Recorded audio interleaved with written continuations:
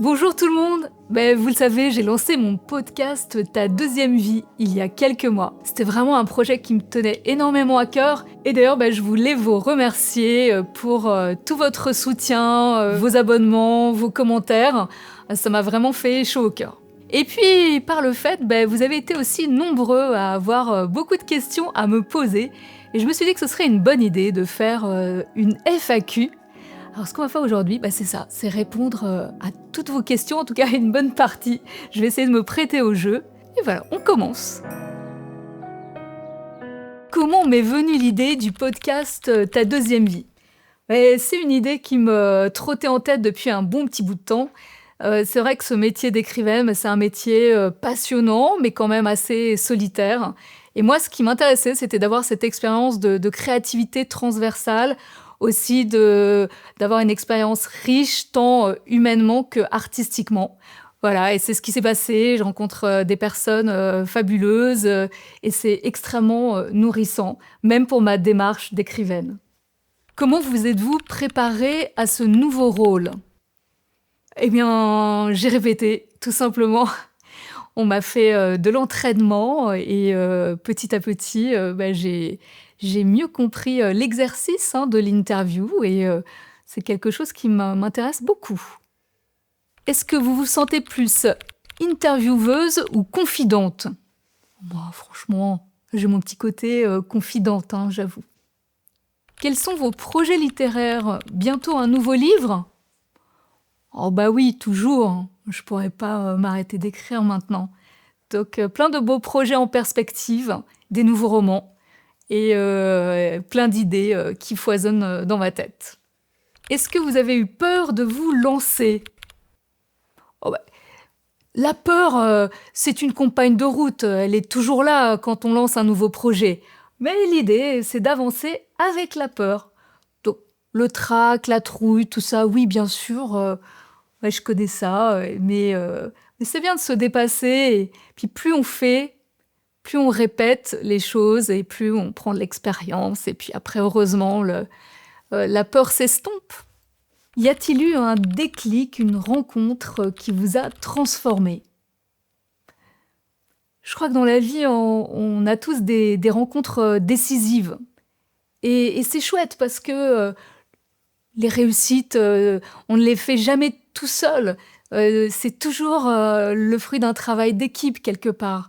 Mais savoir les reconnaître, ces personnes importantes, et savoir s'associer, je crois que c'est comme ça qu'on arrive à aller au bout de très beaux projets. Comment vous avez su que vous étiez sur le bon chemin ? Je crois franchement que là-dessus, rien que votre corps, il vous parle quand vous êtes sur le bon chemin.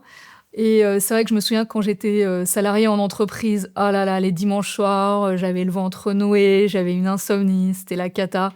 Et en fait, c'était parce que le projet, j'étais pas dedans, je me sentais pas moi-même, j'étais pas bien. Et alors qu'effectivement, en étant après plus tard pleinement dans ma deuxième vie, en osant être moi, ce que j'ai toujours voulu faire, une créative, mais travailler à mon compte, à mon rythme surtout, je souligne, ça c'est très, très important. J'ai plus jamais connu l'angoisse des dimanches soirs, ni d'aucun autre jour d'ailleurs. Et ça, c'est fabuleux, c'est une chance. Qu'est-ce que vous auriez aimé dire à la Raphaël de 20 ans ? J'aurais aimé lui dire, écoute, fais-toi confiance, et puis ce que t'es, c'est pas si mal. Alors ne laisse personne te laisser croire le contraire. Écriviez-vous quand vous étiez jeune ? Oui. Alors, j'avoue, j'ai toujours écrit. Alors quand j'étais haute comme 3 pommes, j'écrivais de la poésie tout plein dans des journaux intimes. Alors c'était écrit phonétiquement d'ailleurs, c'était bourré de fautes d'orthographe. Mais ce que j'aimais, c'était la musique des mots et jouer avec les mots, les assemblages, les sonorités, le sens. Et c'était comme un immense jeu déjà pour moi, les mots. Est-ce que vous doutez encore quand vous écrivez ? Bien sûr, le doute fait partie de la vie de tous les créatifs, je pense. Mais il faut que ça reste un doute constructif. Il faut pas que ce soit le doute qui bloque. Et ça, pour ça, j'ai appris à laisser mon esprit critique au vestiaire, à pas me censurer, surtout en phase d'idéation. Il faut dire bienvenue à toutes les idées, même celles qui semblent un peu bizarres, un peu farfelues, parce que ce sont peut-être ces idées-là qui vont vous permettre de trouver le pitch super, décalé et original. Quel est le personnage que vous avez préféré créer? Voilà, mais là, vous me demandez de choisir lequel de mes enfants je préfère, hein. C'est impossible, ça. Je peux pas vous répondre. Comment fait-on pour oser écrire quand on ne se sent pas légitime? Non, mais là, vous oubliez tout de suite cette histoire de légitimité, sinon vous écrirez jamais rien. Donc, on le met de côté. Moi, personnellement, j'essaye de jamais me comparer à aucun auteur, parce que sans ça, j'aurais tellement de complexes que je crois que j'aurais jamais osé écrire quoi que ce soit. Donc, je vous dis, on oublie. La vraie légitimité, c'est d'être vous. Et d'ailleurs, ce qui va le plus intéresser les gens, c'est le moment où vous allez être pleinement vous-même. Et c'est ça qui fera votre différence. Même si on dit, par exemple, des fois des thèmes qui ont été vus et revus, je dis, je peux pas faire ça, tout a déjà été fait. Surtout, vous dites jamais ça, parce que ce qui va compter, c'est comment vous allez interpréter et revisiter ce thème-là. Comment est-ce que vous trouvez vos idées?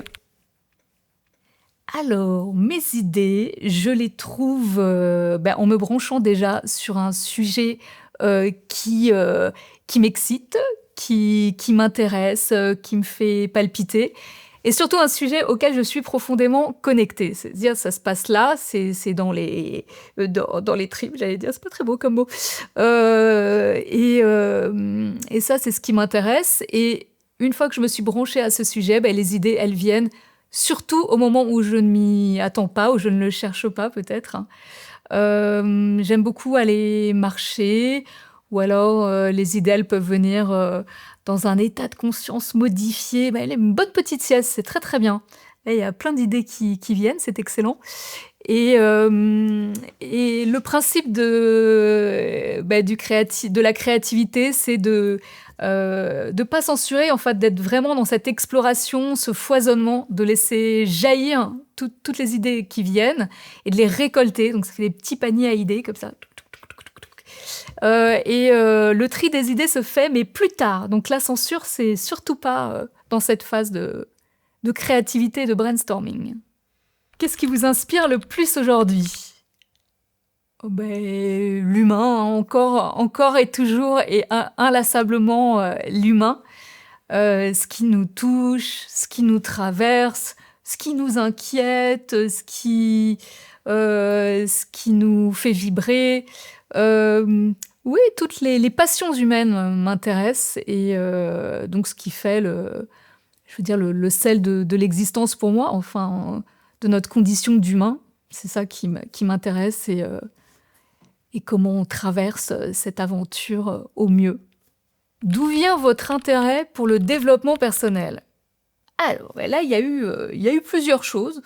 Il y a eu bien sûr le fait de grandir dans un environnement où, par ma maman, j'ai eu accès très tôt, très vite à tous ces apprentissages, puisque elle-même a fait une formation en psychologie. Et moi, j'adorais ça. Bon, il faut dire qu'elle avait une façon de raconter l'humain et la psycho qui était absolument passionnante, parce que c'était ludique, amusant, vivant et très concret, sa manière de raconter. Et moi, ça me passionnait. Donc, j'ai beaucoup modélisé d'ailleurs sur ma mère pour tout ça.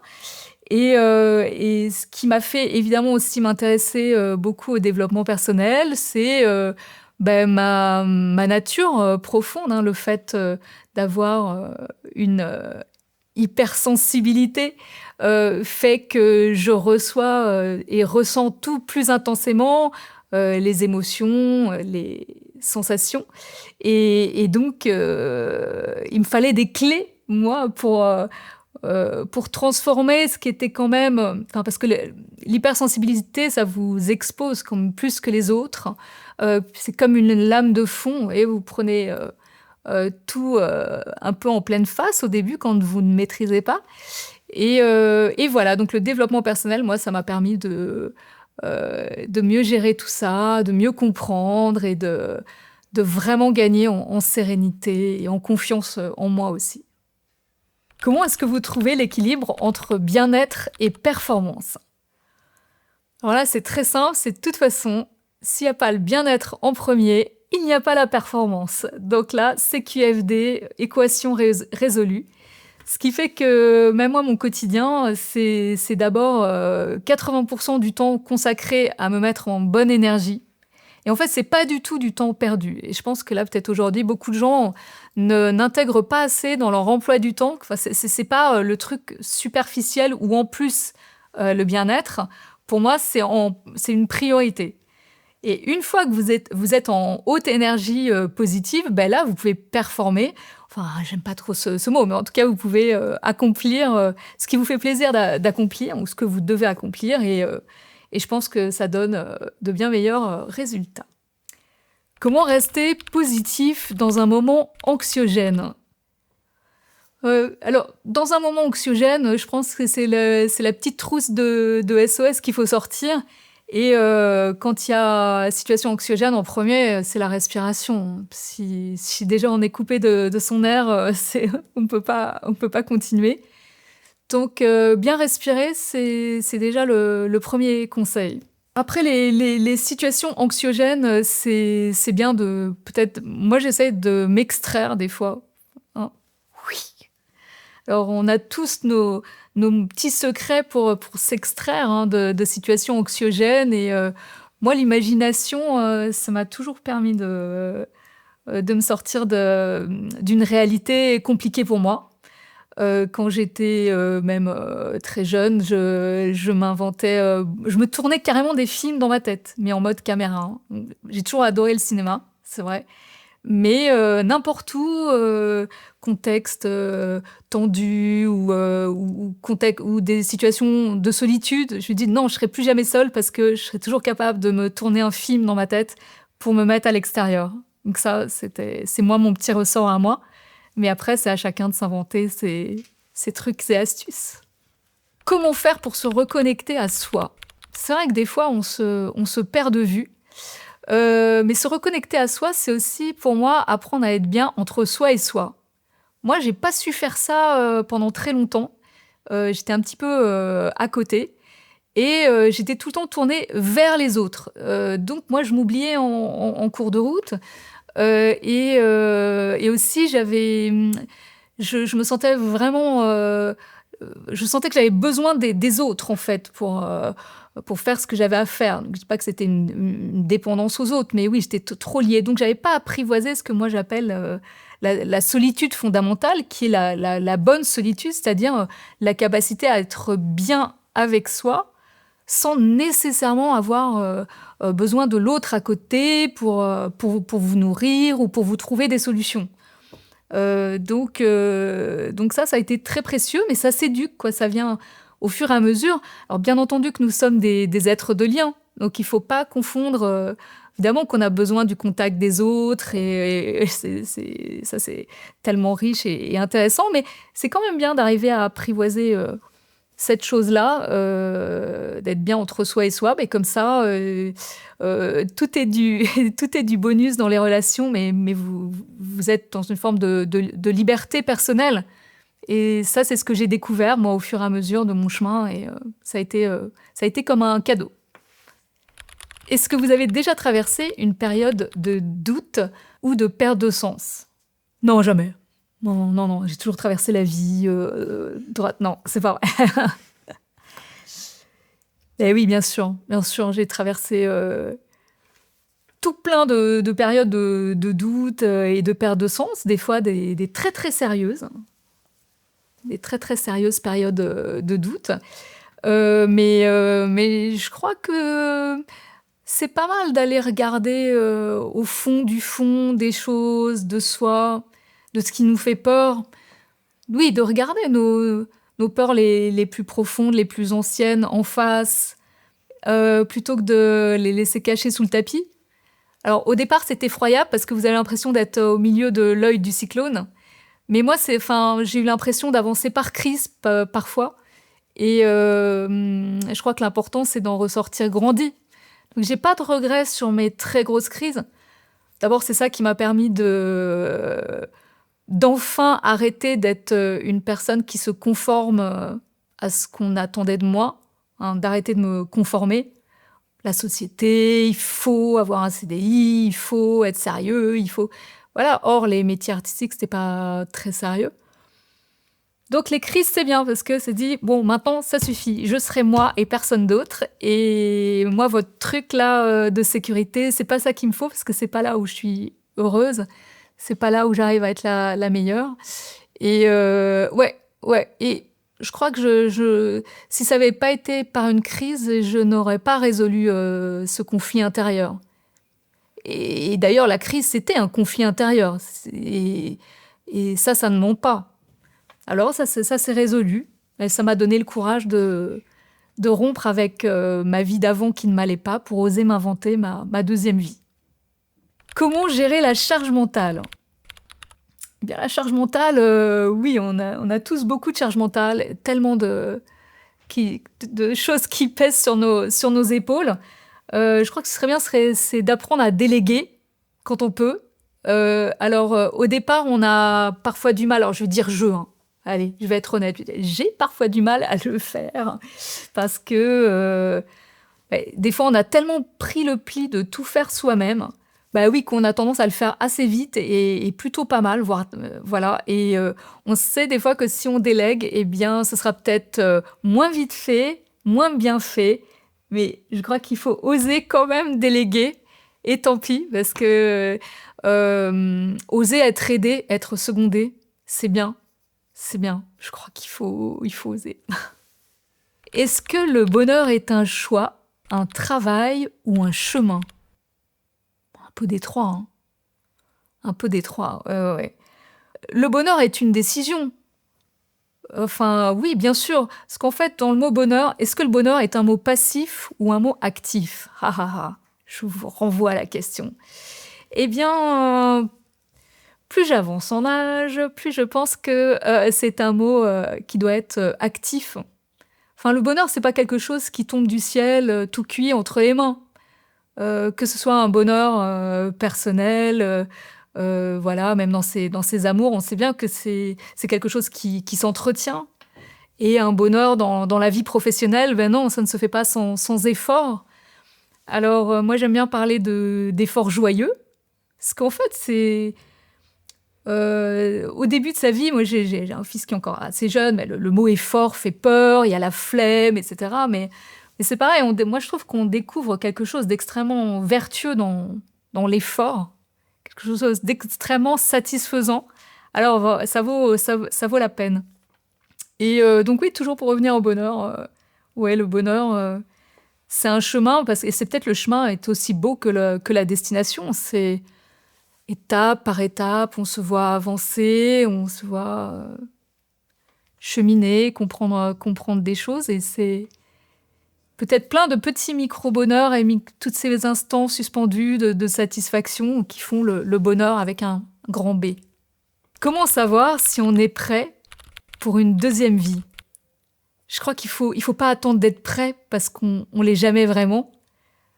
Donc, il faut foncer. Enfin, l'instant, c'est maintenant, c'est jamais demain. Ouais, c'est ça. Être prêt, je crois pas. Oser, tout simplement. C'est quoi être prêt pour une deuxième vie ? Non, je pense que le signal... on sait quand on reçoit le signal que ça ne va plus. Ce que je trouve dommage, c'est peut-être d'en venir à attendre un déclic extérieur pour oser aller vers une deuxième vie. Alors je dis n'importe quoi, un accident, une maladie, quelque chose d'un peu choc, attendre un coup de poing. Et finalement, pourquoi pas, et se tenter quand même, si on le sent, d'agir par soi-même avant d'attendre que ce soit la vie qui se rappelle à nous. Si on peut s'en donner l'occasion, on gagne du temps, c'est bien. Quelle place accordez-vous au corps dans votre évolution personnelle ? Eh bien, aujourd'hui, une très grande place. Pourtant, moi aussi, j'ai été complètement à côté de mes pompes à un moment de ma vie. J'avais une excellente masseuse qui m'avait renvoyé que j'étais comme à côté de mon corps. C'est bizarre ça, quand j'étais à côté de mon corps, je ressentais pas, les choses et donc j'ai fait commencé un grand chemin pour prendre conscience de ce corps, parce que c'est ma devise aujourd'hui: «Jamais sans ton corps». Parce qu'être, un esprit dans la tête, c'est très bien, c'est formidable, mais le 1er véhicule, c'est quand même, ce corps qui nous relie aussi, à une réalité, tangible. On sait que maintenant tout le monde connaît, le pouvoir de l'instant présent et c'est ce qu'on prône. Mais or, pour être dans cet instant présent, la 1re chose qui nous relie, ce sont les sens et les sens, c'est le corps. Et également, ce corps, c'est, bien prendre conscience, de ce qu'il nous raconte, d'être à l'écoute parce que c'est le gouvernail, de notre bien-être aussi et sans lui, on peut rien faire. Donc c'est notre meilleur, allié. Est-ce qu'il y a eu un moment dans votre vie où vous avez compris que vous ne pouviez plus continuer à vous oublier? Ah ça, c'est sûr que quand vous commencez à vous oublier, ça pardonne pas. Il y a très rapidement des manifestations physiques, hein et soit on les écoute, soit on les écoute pas. Mais moi, ça a pu être des coups d'arrêt et alors là, il y a plus d'autre choix que de mettre, tout à plat et de revoir son mode de vie. Voilà, on arrive au bout de notre, FAQ. Merci beaucoup à vous, d'avoir regardé et puis, quant à nous, on vous prépare tout plein de belles choses sur ma chaîne, Ta 2e vie. À très vite.